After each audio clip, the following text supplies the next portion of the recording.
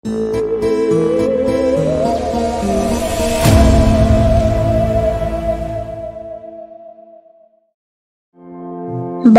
বাবা চলো না, আম বাগান থেকে আম কুড়িয়ে আনি, অনেক মজা হবে।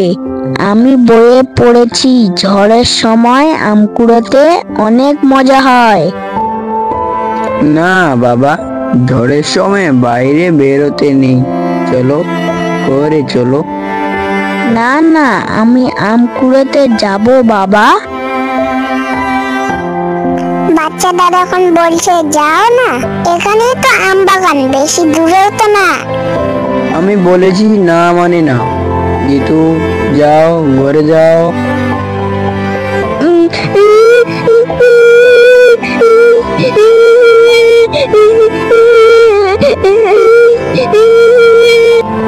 বাচ্চাটাকেও এভাবে না বকতেও পারতে।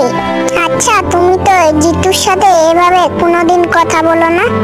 আচ্ছা, তোমার কি হয়েছে বলো তো? এই আম কুড়োর কারণে আমাকে এই গ্রাম ছাড়তে হয়েছে। বহু বছর পরে আবার গ্রামে ফিরে এসে সেই ভয়টা আবার জেগে উঠেছে। কি হয়েছিল তোমার সাথে? আজ থেকে প্রায় 18 বছরের কথা। আমার বয়স তখন প্রায় 15 থেকে 16 হবে।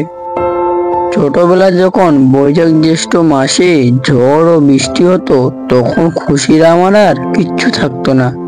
প্রচন্ড ঝড় বৃষ্টির মধ্যে যখন সবাই ছুটতো বাড়ির দিকে, তখন আমরা ছুটতাম আম গাছের দিকে। এরকমই একদিন রাতে ভীষণ ঝড় সৃষ্টি হয়েছিল। আমি ঘরের বাইরে ভিতরে যাওয়া আসা করছিলাম আর অপেক্ষা করছিলাম কখন বৃষ্টি থামবে আর আমি বাইরে যেতে পারবো আম কুড়োতে। আম কুড়োনো আমার ভীষণ নেশা ছিল।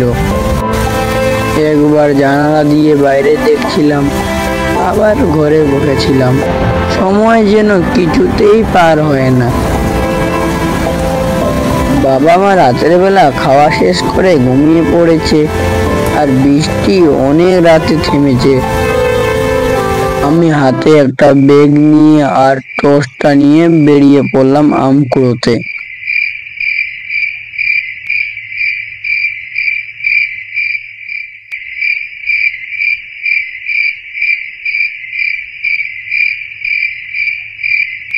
বৃষ্টি কেবলমাত্র থেমেছে, কিন্তু আকাশটা এখনো বেশ মেঘলা।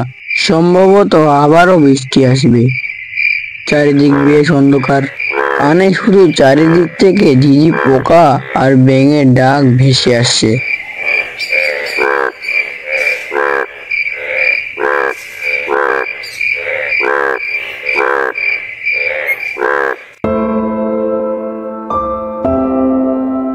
আম বাগানে পৌঁছে দেখি আম বাগানে কেউ নেই। মনে মনে খুবই খুশি হলাম, আম বাগানে কেউ নেই। ভালোই হলো, বাগানে কেউ নেই। মনে হয় সবার আগে আমি পৌঁছেছি। আজ আমি সব আম কুড়িয়ে নিয়ে যাব।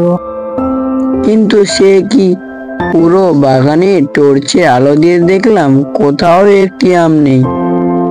তার মানে বৃষ্টির মধ্যে কেউ ছাতা নিয়ে এসে সব আম কুড়িয়ে নিয়ে গিয়েছে। মনে মনে অনেক কষ্ট পেলাম, মনটাকে যেন কিছুতেই শান্ত করতে পারছিলাম না। তারপর অনেক ভেবে বাড়ি ফিরতে লাগলাম।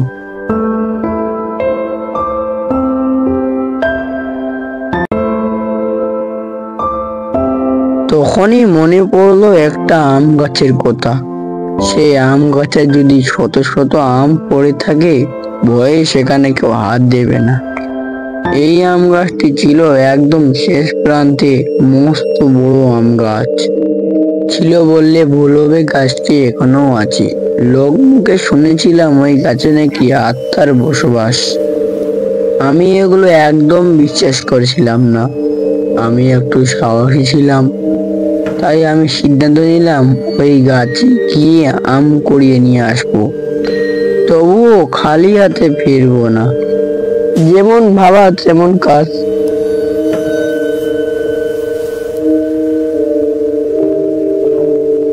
আমি গাছটির কাছে গিয়ে দেখলাম গাছটির নিচে কাঁচা পাকা অনেক ধরনের আম পড়ে আছে। এতগুলো আম দেখে আমার খুশির আর শেষই রইল না। আমি আর দেরি না করে তাড়াতাড়ি আম খুঁজতে লাগলাম।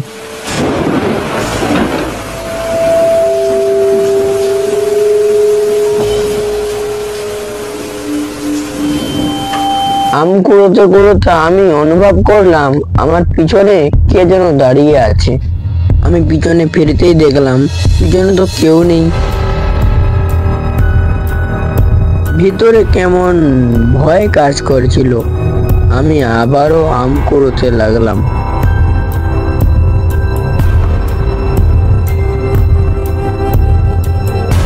হঠাৎ গাছ থেকে অনেক জোরে মাটিতে কি যেন পড়লো।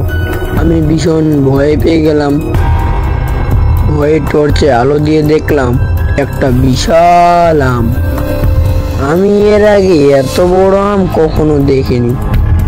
আমটি পেয়ে আমি বেশ খুশি মনে বাড়ি ফিরে যাচ্ছিলাম, কিন্তু তখন আমি আবার আমার পিছনে কারো উপস্থিতি অনুভব করলাম। আমি আবার পিছনে তাকালাম, কিন্তু পিছনে তো কেউ ছিল না ওখানে। তো আমি মনে মনে ভাবলাম আমার হয়তো কোনো বন্ধু হবে যে আমার সঙ্গে এখানে মজা করছে। তো আমি বললাম, কি মহিষ, আমার সঙ্গে মজা করছিস? আমি কারো সাড়া পেলাম না। তখন আমি আবারও সামনে হাঁটতে লাগলাম। পুরো রাস্তাটায় আমার পিছনে পিছনে কারো একজন আসার আওয়াজ পেয়েছি, কিন্তু আমি ভয়ে পিছনে তাকিয়ে দেখিনি, বাড়িতে চলে আসি।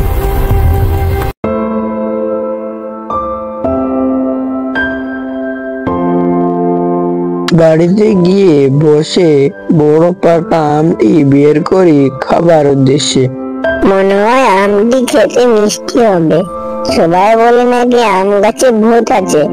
কই, আমি তো ভূত দেখতে পেলাম না। সব মিথ্যে কথা। এখন থেকে আমি রোজ ওই আম গাছ থেকে আম কুড়িয়ে আনবো। আমি আমটি ইচ্ছে মতো খেয়ে ঘুমিয়ে পড়লাম। আমটি খাওয়া আমার সব থেকে বড় ভুল ছিল। ঘুমিয়ে যাওয়ার পর আমি স্বপ্নে দেখছি আমি সেই আম গাছটির নিচে দাঁড়িয়ে সেই আমগুলো কুড়োচ্ছি। অনেকগুলো আম পড়ে আছে। হঠাৎ আমার মাথার উপরে কিছু যেন একটা শব্দ হলো। আমি উপরে তাকিয়ে দেখি উপরে একটা ঝুলন্ত দেহ, তার আবার মাথা নেই, আর হাতে থাকা সেই মাথাটি আমার দিকে চেয়ে চেয়ে দেখছিল। আর তখন একটি এমন জোরে হাসি মারলো,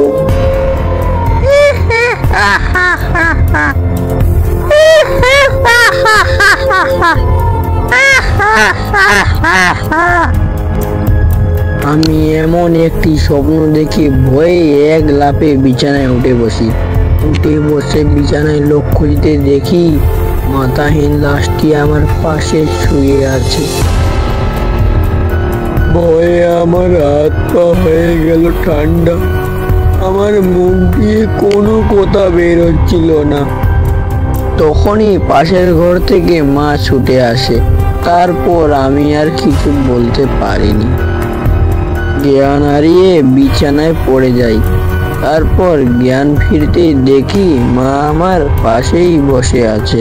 আমি আমার দুটো হাত নড়াতে পারছিলাম না। তারপর আমি সব কিছু মার কাছে খুলে বলি। মা সব শুনে পাশের গ্রামের একটি মৌলানা ডেকে নিয়ে আসে। মৌলানা সাহেব আমার হাতে দোয়া পড়ে ফু দিয়ে দিলে আমি আমার হাত নড়াতে পারলাম। তোমার ওই গাছটির কাছে যাওয়া একদম উচিত হয়নি বাবা। গাছটিতে অনেক অশুভ জিনিস রয়েছে। আমার যা করার আমি করে দিয়েছি, তবে মনে হয় না এখানে থাকলে এসব ঠিক হবে। তবে আজকে রাতটা থাকো। যদি আবারও তোমার মাথায় ওই স্বপ্নটি আসে, তাহলে তোমরা এই গ্রাম ছেড়ে চলে যেও।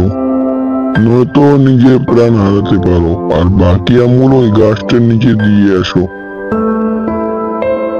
বাকি আমগুলো তো আমি সেই গাছটি নিজে রেখে আসি, কিন্তু তার পরের দিন আবারও আমি সেই স্বপ্নটি দেখি। তাই তখনই আমরা সেই গ্রাম ছেড়ে চলে গিয়েছিলাম। সেই কতদিন পর আবার গ্রামে এলাম, তবুও তোমাদের কারণে। তো ঠিক জানি না বাড়ি ফিরতে পারবো কিনা।